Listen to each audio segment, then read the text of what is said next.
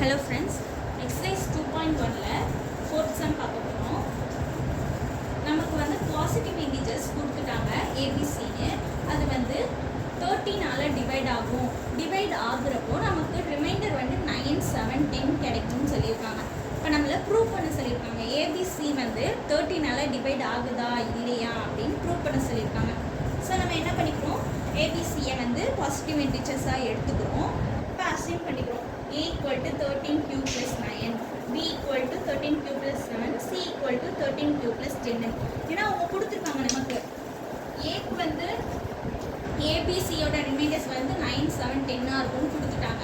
So அதனால நம்ம 9, 7, 10 வச்சு எடுத்துக்கிட்டோம். இப்போ வந்து A plus B plus C equal to 13q plus 9 plus 13q plus 7 plus 13q plus 10.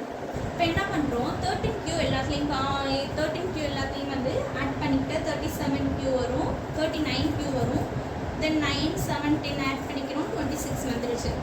So இது ரெண்டுத்துக்கும் 13 காமனாக வெளில எடுக்கிறோம். அப்போ என்ன, 3 13s are 39, 2 13s are 26. So 13 காமனாக வெளில எடுத்தாச்சு.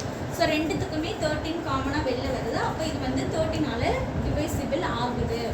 So A plus B plus C divided by 13 prove ஆயிடுச்சு. So hence prove.